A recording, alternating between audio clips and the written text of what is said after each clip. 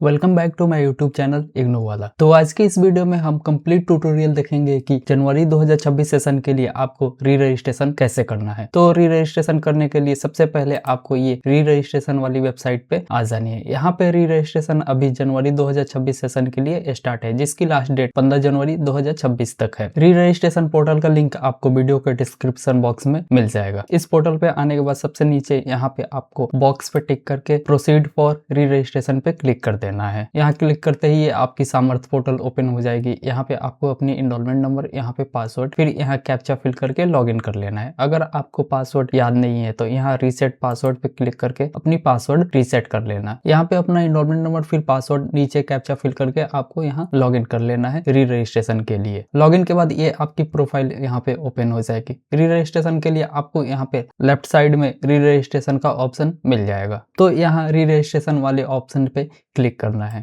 उसके बाद यहाँ पे सबसे ऊपर आपके प्रोग्राम का कोड लिखा हुआ मिल जाएगा। उसके नीचे ही आपको यहाँ क्लिक हेयर पे क्लिक करना है री रजिस्ट्रेशन करने के लिए। तो यहाँ पे सबसे ऊपर आपकी एडमिशन डिटेल्स आ जाएगी और नीचे यहाँ पे आपको ऑप्शन मिल जाएगा री रजिस्ट्रेशन का। तो यहाँ पे आपको क्लिक करना है और अपने अगले सेमेस्टर या फिर अगले साल के लिए आपको सब्जेक्ट्स कोड सिलेक्ट करनी होगी। जैसे यहाँ पे री रजिस्ट्रेशन में ये जो कोर्स कोड है ये साइकोलॉजी है, बीए साइकोलॉजी है, जो ये 4 ईयर अंडर ग्रेजुएट प्रोग्राम है उसके अंडर में आता है। तो यहाँ पे री रजिस्ट्रेशन करने के लिए सबसे पहले आपको एक अलग से डिसिप्लिन सेलेक्ट करना होगा, माइनर डिसिप्लिन। क्योंकि यहाँ पे जैसे आपकी जो साइकोलॉजी है ये तो आपकी मेजर सब्जेक्ट्स हो गई, और यहाँ पे उसके साथ आपको एक माइनर सब्जेक्ट सेलेक्ट करना होगा जो आप साइकोलॉजी के साथ साथ जो भी यहाँ पे आप ड्रॉप डाउन बॉक्स से सिलेक्ट करोगे वो इसके साथ पढ़नी होगी। यानी कि अगर आप यहाँ से पॉलिटिकल साइंस सब्जेक्ट्स सिलेक्ट करते हैं तो ये आपकी पॉलिटिकल साइंस यहाँ पे माइनर सब्जेक्ट्स हो जाएगी,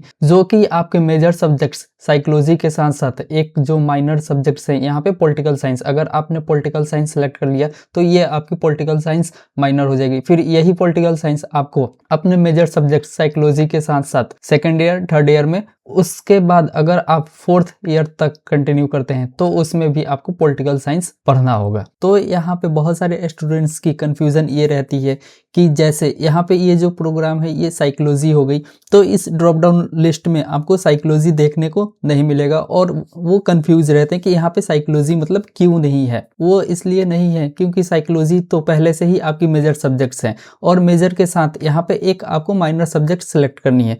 तो साइकोलॉजी छोड़ के जो भी मतलब आपका प्रोग्राम है, जैसे साइकोलॉजी ऑनर्स होगी या फिर पॉलिटिकल साइंस ऑनर्स होगी, तो वो छोड़ के जो भी आपका प्रोग्राम होगा वो छोड़ के बाकी सब्जेक्ट्स आपको यहाँ पे देखने को मिल जाएगा। तो इसमें से यानी कि कहने का मतलब ये हुआ कि आपके जो भी ऑनर्स प्रोग्राम है जिसमें भी है वो कोड छोड़ के आपके दूसरे सब्जेक्ट्स एक उसके साथ पढ़ना होगा। तो आप जो भी पढ़ना चाहते हो वो यहाँ से आपको सिलेक्ट लेना है। जैसे मुझे अगर पॉलिटिकल साइंस पढ़नी है साइकोलॉजी के साथ तो मैं यहाँ से पॉलिटिकल साइंस सेलेक्ट कर लूँगा, और आगे आपको इसी के सब्जेक्ट्स पढ़ने होंगे आप साइकोलॉजी के साथ। तो यहाँ से माइनर सब्जेक्ट सेलेक्ट करने के बाद सेव एंड कंटिन्यू पे क्लिक कर देना है।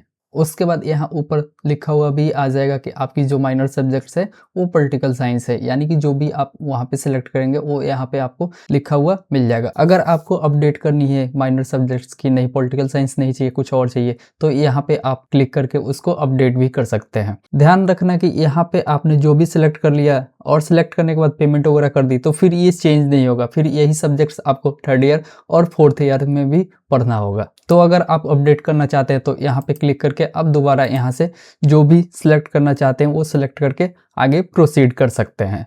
उसके बाद आपको यहाँ पे स्टडी मटेरियल की टाइप सेलेक्ट करनी है। पहला वाला जो ऑप्शन है वो आपकी soft copy of study material है, यानी कि आप पहला वाला ऑप्शन सेलेक्ट करते हैं तो इसमें आपको यूनिवर्सिटी की तरफ से कोई भी हार्ड कॉपी बुक्स नहीं भेजी जाएगी, और आपको जो भी बुक्स हैं वो ऑनलाइन डाउनलोड करके पढ़ना होगा। तो अगर आप यहाँ पे स्टडी मटेरियल की डिजिटल फॉर्म सेलेक्ट करते हैं तो यहाँ पे आपको 15% का डिस्काउंट मिल जाता है आपकी जो भी प्रोग्राम फी होगी उस पे। और वहीं पे आपका दूसरा वाला option hard copy of study material की है, यानी कि दूसरा वाला ऑप्शन आप सिलेक्ट करेंगे तो इसमें आपकी जो बुक्स है वो बाई पोस्ट आएगी आपके घर पे। तो मैं यहाँ से अपना पहला वाला ऑप्शन सिलेक्ट कर लेता हूँ। उसके बाद आपको यहाँ पे कोर्स सिलेक्ट करने हैं नेक्स्ट ईयर के लिए। तो यहाँ पे पहले और दूसरे ऑप्शन में यहाँ कंपलसरी लिखा हुआ है जो कि पहले से ही सब्जेक्ट्स कोड यहाँ पे दिए हुए हैं, ये चेंज नहीं होगा, ये ऐसे ही रहेगा। उसके बाद यहाँ पे थर्ड नंबर में आपको ड्रॉप डाउन बॉक्स से एक सब्जेक्ट्स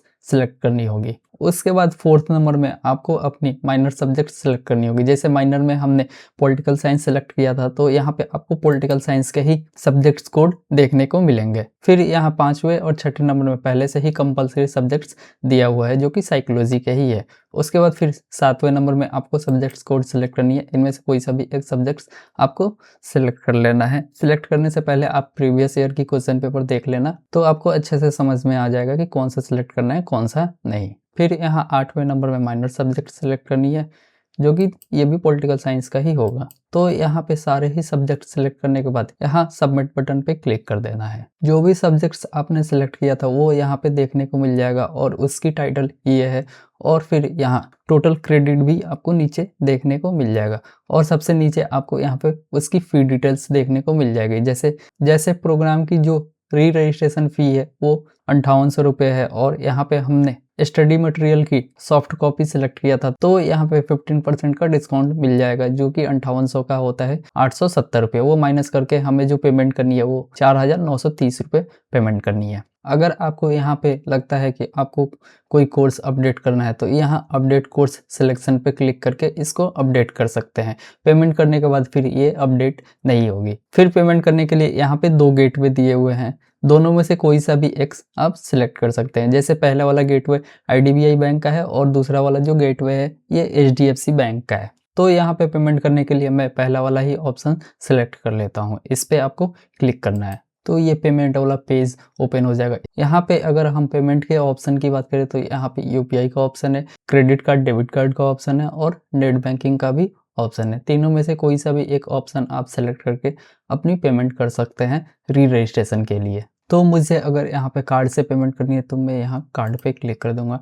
उसके बाद यहाँ पे आपको कार्ड नंबर एंटर करना है, यहाँ पे एक्सपायरी, उसकी फिर CVV, फिर यहाँ कार्ड होल्डर का नेम आ जाएगा। उसके बाद फिर यहाँ प्रोसीड कर देना है। फिर आपके रजिस्टर्ड मोबाइल नंबर पे एक OTP चली जाएगी।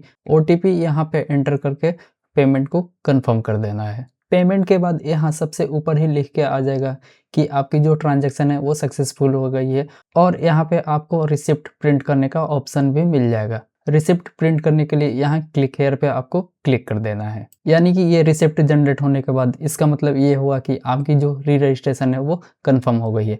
रिसिप्ट को प्रिंट करने के लिए यहाँ राइट साइड में आपको प्रिंट का ऑप्शन मिल जाएगा। इस पे क्लिक करके आप इस रिसिप्ट को प्रिंट कर सकते हैं या फिर इसको डाउनलोड करके भी रख सकते हैं। तो इस तरह से आप अपना री रजिस्ट्रेशन की प्रोसेस कंप्लीट कर सकते हैं। तो आज के इस वीडियो में बस इतना ही। अगर वीडियो आपको पसंद आया होगा तो वीडियो को लाइक कर देना और हमारे YouTube चैनल को सब्सक्राइब कर देना। और ऐसे ही रेगुलर अपडेट्स पाने के लिए हमारे टेलीग्राम चैनल को ज्वाइन कर लेना। टेलीग्राम चैनल का लिंक आपको वीडियो के डिस्क्रिप्शन बॉक्स में मिल जाएगा।